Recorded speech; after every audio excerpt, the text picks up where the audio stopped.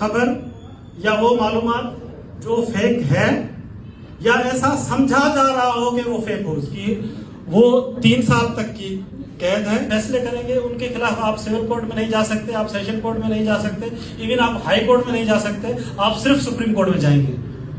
तो 3 जो इंसाफ के दरवाजे हैं वो आपके लिए इस कानून के तहत बंद कर दिए गए हैं। Basically law and order prevention subject होता है, लेकिन इस क्राइम के खिलाफ फेडरल गवर्नमेंट जो है वो कानून साजी कर रही है। कदम लगा सकते हैं, पाबंदी लगा सकते हैं, रोक सकते हैं, केस। सोशल मीडिया की प्रोटेक्शन के लिए, सोशल मीडिया पे जो कार्टेल के लिए, लेकिन उसके मेंबर आप बना रहे हैं वो जो कारोबार करते हैं। जो इका ऑर्डिनेंस है उसकी पहले तो ये बताएं कि उसकी की पॉइंट्स जो है वो क्या है। ये सोशल मीडिया जो इस वक्त पाकिस्तान में मीडिया का सबसे बड़ा जो मीडियम बन गया है, उसको जो है वो कवर करने या जो है वो कर्टेल करने के लिए बनाया गया है। और इसमें एक फेक न्यूज का कॉन्सेप्ट दिया गया है, उस पे जो है वो कानून बनाया गया है। और इसके तहत जो है वो एक तो सोशल मीडिया प्रोटेक्शन अथॉरिटी बनाई जाएगी, और उसके अलावा जो है वो जितने भी सोशल मीडिया के प्लेटफॉर्म्स हैं उनकी रजिस्ट्रेशन की जाएगी। उसके लिए उस जो कमेटी बनी, जो अथॉरिटी बनाई जाएगी, उसको ये एम्पावर किया गया है कि वो अपने हिसाब से बनाए कि किस तरह उनको जो है वो रेगुलेट करना है, किस तरह उनको रजिस्टर करना है, और किस तरह उनकी जो फीस स्ट्रक्चर क्या होगा, ये सारा वो अथॉरिटी तय करेगी। और ये अथॉरिटी फेडरल गवर्नमेंट बनाएगी। पहली बात तो ये है कि ये अथॉरिटी कहीं से इलेक्टेड नहीं होगी, ये फेडरल गवर्नमेंट की तरफ से बनाई जाने वाली होगी। अच्छा, इसमें जो है वो रेगुलेटरी बॉडी एक बनेगी, जिसके अंदर जो अथॉरिटी बनेगी उसके अंदर जो है वो एक चेयरपर्सन और 8 मेंबर्स होंगे। और फिर मैं वाजे करूं कि ये सारे के सारे फेडरल गवर्नमेंट की जानिब से जो है वो इलेक्ट किए जाएंगे, नामजद होंगे। उसमें जो है वो सेक्रेटरी, वजारत दाखिला का सेक्रेटरी, वो उसका एक एक्स ऑफिशियो मेंबर होगा। पीटीए का चेयरमैन उसका एक्स ऑफिशियो मेंबर होगा। और या कोई पेमरा का चेयरमैन जो है वो उसका एक एक्स ऑफिशियो मेंबर होगा। ये 3 ये मेंबर होंगे, और 5 जो मेंबर हैं वो और होंगे जिनको फेडरल गवर्नमेंट अपॉइंट करेगी। उनमें से एक जर्नलिस्ट होगा, और उस जर्नलिस्ट के लिए उन्होंने कहा है कि ये किसी प्रेस क्लब का मेंबर रहा हो, उसके पास 10 साल से ज्यादा का जो है वो एक्सपीरियंस हो, और उसके साथ साथ उसके पास बैचलर की डिग्री हो। ये 3 क्वालिफिकेशन है। उनमें जो भी बंदा उनकी पसंद का उनको नजर आएगा तो वो उसमें नॉमिनेट होगा। एक सॉफ्टवेयर इंजीनियर होगा, जिसकी भी उन्होंने, अब सॉफ्टवेयर इंजीनियर मीडिया पे या आपके ख्यालात पे किस तरह कवर होगा, लेकिन वो उसका मेंबर बनेगा। वो भी बैचलर डिग्री वाला होगा, और उसमें जो 10 साल का एक्सपीरियंस होगा। ये 2 शराइत उसके लिए रखी गई। एक वकील होगा जो जिसको बैचलर की डिग्री होगी और उसको भी 10 साल का तजुर्बा होगा, वो भी उसका मेंबर होगा। और एक सोशल मीडिया प्रोफेशनल होगा, जिसके पास भी ऑनलाइन और सिविल राइट्स के लिए काम करने का सोशल मीडिया पे 10 साल का एक्सपीरियंस होगा। और एक आईटी इंटरप्रेन्योर होगा। अब ये आईटी इंटरप्रेन्योर की बात करते हैं तो वो जो आईटी का कारोबार करते हैं।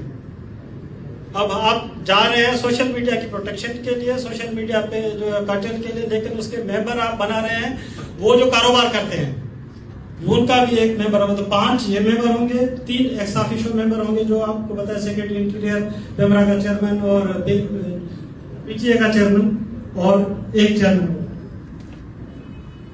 अब इस अथॉरिटी के पावर्स जो है वो ये है कि वो सोशल मीडिया प्लेटफॉर्म्स को डायरेक्ट करेगा कि क्या आप दे सकते हैं, क्या आप दे नहीं सकते, क्या आप लिख सकते हैं, क्या आप लिख नहीं सकते, क्या आप पोस्ट कर सकते हैं, क्या आप नहीं पोस्ट कर सकते। अब वो कंटेंट जो कंटेंट उनके हिसाब से गलत होंगे उनको वो रोक सकते हैं, रिमूव कर सकते हैं, उन प्लेटफॉर्म्स को वो बैन कर सकते हैं। जिसमें सबसे पहले एक दिलचस्प है कि against the ideology of Pakistan, ETC। अब ये ETC बिल्कुल इसी तरह है जिस तरह जब थाने का जो बड़ा मुंशी FIR दाखिल करता है, वो लिखता है कि फला फला फला और 5 दीगर जिनको आप देख कर पहचानेंगे। उनकी कोई वस्फ नहीं है, वो ETC पे क्या आ सकता है।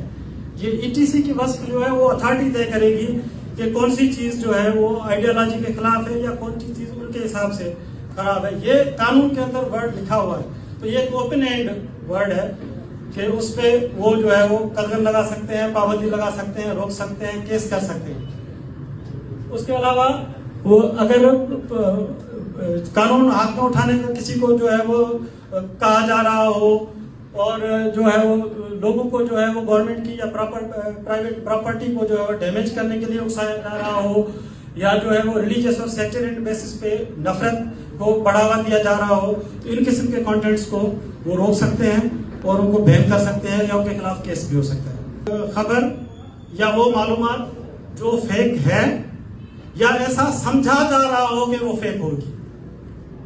अब ये कौन समझेगा कि वो फेक है या नहीं है?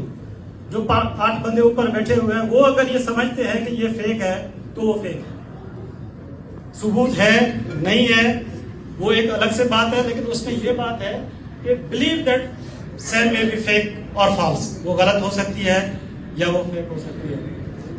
उसके अलावा जुडिशरी के मेंबरन के खिलाफ आप लोगों को भड़का नहीं सकते, उनके खिलाफ इल्जाम तराशी नहीं कर सकते, आर्म फोर्सेस के खिलाफ आप इल्जाम तराशी नहीं कर सकते, मजलिस शुरा मतलब पार्लियामेंट, सेनेट और कौमी असेंबली उनके मेंबरान के खिलाफ आप इल्जाम तराशी नहीं कर सकते, और प्रोविंशियल असेंबली के मेंबरान के खिलाफ भी आप जो है वो नहीं कर सकते। तो फिर आप किसके खिलाफ कर सकते हैं, ये भी आपको सोचना है। तो मवाद जो टेररिज्म को भड़काता है, जो दहशतगर्दी को बढ़ावा देता है, उसके खिलाफ वो होगा। ये कंप्लेंट काउंसिल कायम की जाएगी, वो भी फेडरल गवर्नमेंट ही करेगी। अब मजे की बात यह है कि ये है क्राइम एक्ट, और उसपे crime basically law and order prevention subject होता है, लेकिन इस क्राइम के खिलाफ फेडरल गवर्नमेंट जो है वो कानून साजी कर रही है। वो कंप्लेंट शेल जो है 1 चेयरमैन और 5 मेंबर पे मुश्तमिल होगा, और 4 मेंबर्स पे मुश्तमिल होगा, जो ये सारे कंप्लेंट्स जो उनके जो डिजिटल मीडिया के खिलाफ, प्लेटफॉर्म्स के खिलाफ जो होंगे उनको रिसीव करेगा वो। और फिर एक मीडिया प्रोटेक्शन ट्रिब्यूनल बनेगा, उसमें एक चेयरमैन होगा। वो चेयरमैन वो बंदा होगा चाहे तो रिटायर्ड हाई कोर्ट का जज हो या हाई कोर्ट का जज बनने की उसमें सलाहियत हो, जो क्वालिफिकेशन हाई कोर्ट के जज के लिए है, वो चेयरमैन होगा। एक सॉफ्टवेयर इंजीनियर और एक जर्नलिस्ट, वो उसके मेंबर होंगे। ये ट्रिब्यूनल सूबाई सतह पे बनेंगे, ये ट्रिब्यूनल सारे फैसले करेंगे, और उसमें सबसे बड़ी बात यह है कि ये ट्रिब्यूनल जो फैसले करेंगे उनके खिलाफ आप सिविल कोर्ट में नहीं जा सकते, आप सेशन कोर्ट में नहीं जा सकते, इवन आप हाई कोर्ट में नहीं जा सकते, आप सिर्फ सुप्रीम कोर्ट में जाएंगे। तो 3 जो इंसाफ के दरवाजे हैं वो आपके लिए इस कानून के तहत बंद कर दिए गए हैं। ट्रिब्यूनल सजा देगा, और उस सजा के खिलाफ अगर आपको जाना है तो फिर आप सुप्रीम कोर्ट में जाएंगे, और सुप्रीम कोर्ट में जाना कितना आसान और कितना सस्ता है वो हम लोग सारे जानते हैं। एक इन्वेस्टिगेशन एजेंसी भी बनेगी, वो जो है वो जिसको national cyber crime investigation agency बताए जाएंगे। ये जब काम करेगी तो उसको पुलिस तस्वुर किया जाएगा। जो पुलिस के पास इन्वेस्टिगेशन के सारे अख्तियारात हैं वो इस एजेंसी के पास इन्वेस्टिगेशन करने के हवाले से मौजूद होंगे। ये इन्वेस्टिगेट करेंगे, तय करेगी कि ये चीज गलत है, ये फॉल्स है, ये हेट्रेड फैला रही है, ये किसी के खिलाफ है, ये नेशनल इंटरेस्ट के खिलाफ है, वो सारा ये एजेंसी जो है वो तय करेगी। और अब इसकी सजा क्या है? पाकिस्तान में पहले भी बहुत सारे कानून, डिफेमेशन लॉ मौजूद है, पंजाब का डिफेमेशन लॉ मौजूद है, और भी बहुत सारे लॉ मौजूद है, लेकिन इस लॉ के तहत जो है वो जो सजा दी जाएगी फेक न्यूज की, वो 3 साल तक की कैद है और 20 लाख तक का जुर्माना है। अब जिसको 3 साल की कैद हो ट्रिब्यूनल दे, या 20 लाख या 20 लाख तक का जुर्माना दे, और उसके खिलाफ अपील करने के लिए उसको सुप्रीम कोर्ट में जाना हो, तो यूं समझे कि वो कोई भी जो है सुप्रीम कोर्ट का वकील 5-7 लाख से कम तो मैं मशवरा भी नहीं देता।